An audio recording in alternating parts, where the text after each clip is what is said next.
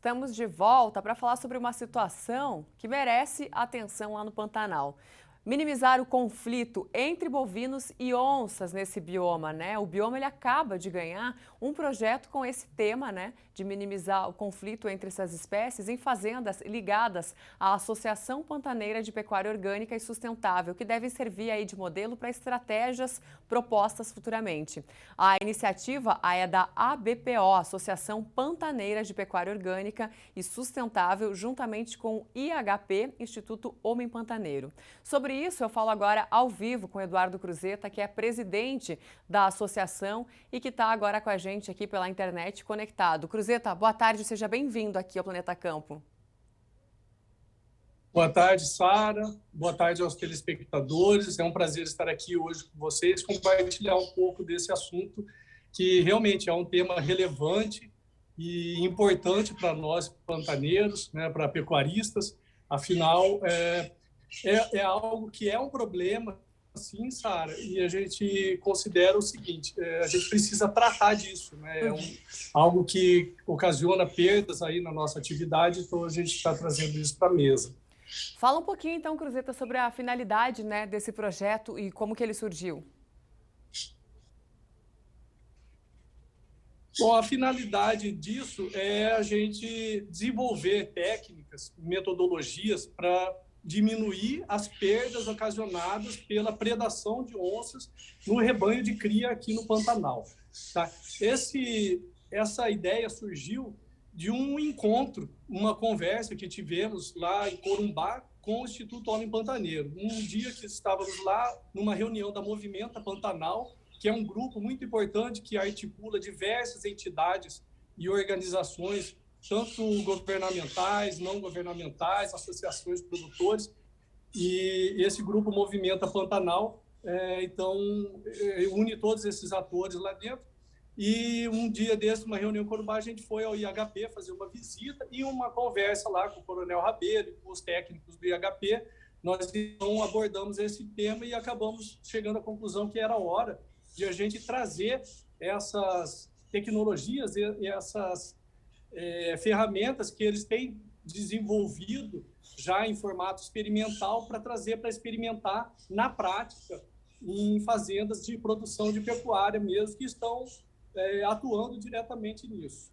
Legal, Cruzeta. E de que ferramentas aí que a gente está falando, né? E quais são as principais estratégias anti-predação que devem ser propostas aí para essa situação?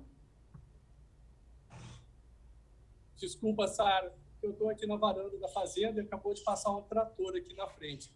Mas então, não tem você problema. pode repetir a pergunta? Claro, com certeza. Eu perguntei sobre essas ferramentas, né, que você citou, quais que seriam e quais que são as principais estratégias anti-predação que devem ser propostas aí para ajudar a solucionar o problema. Tá, as principais ferramentas, e eu acredito que a principal, ela é a cerca elétrica. Tá? A cerca elétrica, ela é uma barreira física e os animais, a onça principalmente, todos os animais, né, têm uma sensibilidade ao choque e aí então eles evitam de transitar naquele espaço que a gente vai isolar com a cerca elétrica. Agora, isso aí existe uma complexidade, porque essa cerca elétrica ela precisa ser muito bem feita, cercar totalmente a área, 100% da área, não pode ter nenhum vão, nenhum espacinho sem a contenção da cerca elétrica, porque a onça, como já foi colocado pelos técnicos aí do IHP, ela é um animal muito esperto. Quando ela identifica que tem a presa dela naquele ambiente, ela vai procurar uma forma de entrar lá. Então, além da cerca elétrica, tem outras ferramentas que são avisos, né? São equipamentos eletrônicos que, através com sensor de presença, ele aciona um tipo de luminoso que pode confundir e deixar a onça, os animais, assim, assusta os animais para que eles não entrem aqui. Tem esses avisos luminosos e acho que até mesmo sonoros.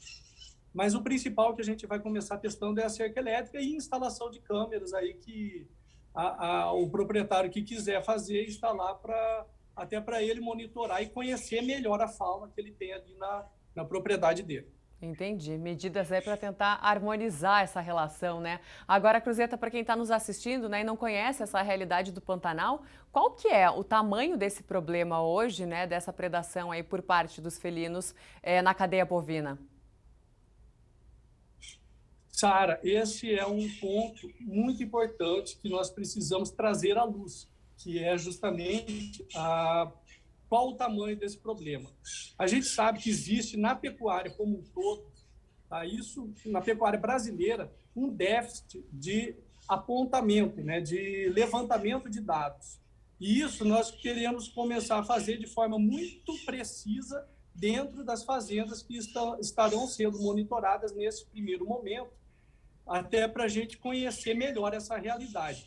Claro que todos nós pecuaristas, principalmente no Pantanal, nós já temos uma medida que a gente avalia visualmente. Tá? Então, a gente tem uma percepção sobre isso. Eu já tenho medido na minha propriedade dados que chegam aí de 2% até 4% de perdas de prenhez, da prenhez até a desmama, que são atribuídas à onça. Essas perdas são apontadas quando a gente identifica e visualiza que aquele animal realmente, aquele bezerro foi predado por uma onça, e nós já temos uma experiência de fazer isso aqui na fazenda. Isso, se a gente for pegar esse número de 2% a 4% e você transportar ele para o tamanho do rebanho do Pantanal, nós estamos aí falando talvez algo em torno como 150 mil a 200 ou 300 mil bezerros abatidos por onça. De 20 a 30 ou 40 mil bezerros abatidos por onça por ano, sabe? Mas esse número a gente vai ter mesmo à medida que a gente for fazendo esses monitoramentos de forma mais precisa. Isso é um número significativo, Sara. Se você falar em 30 mil animais a 3 mil reais, a gente está falando perto de 100 milhões de reais de prejuízo causado pela onça por ano. Sem dúvida, é um grande impacto, né, Cruzeta? Agora, o Pantanal, aí, ele constitui uma das mais importantes regiões, né, como a gente sabe, para a conservação das onças, né, exatamente aí pelo grau de comprometimento que ele tem, né, pelo grau de preservação ambiental até os dias atuais. E isso deve ser mantido assim, né? Perfeitamente, Sara. O Pantanal, o pantaneiro, a atividade da pecuária pantaneira, ela convive com a fauna pantaneira há séculos. Tá?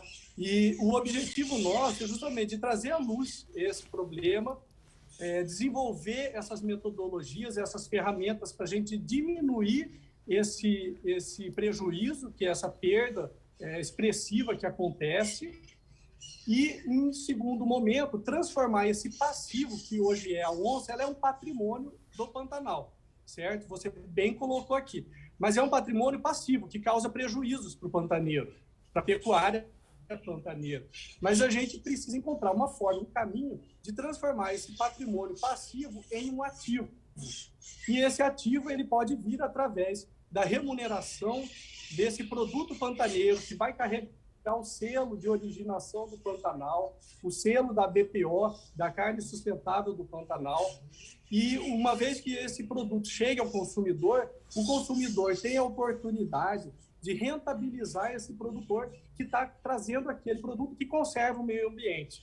Uma vez que a gente tenha todos esses aspectos organizados, mensurados, avaliados e certificados dentro da nossa cadeia produtiva, a gente vai ter no final um produto que vai carregar essa informação e então isso pode virar um ativo. Essas onças do Pantanal, elas podem virar um ativo uma vez que a gente valorize esse produto pantaneiro, o consumidor reconheça isso e isso seja precificado pelo mercado e esse valor chegue até o produtor para a gente compensar aquela perda que é ocasionada pela onça. Entendido. Eduardo Cruzeta, presidente da BPO, obrigada aí pela entrevista, por falar conosco do meio da fazenda aí, né, no meio do Pantanal, com o show dos passarinhos em volta. Obrigada pela participação aqui com a gente, viu? Até mais.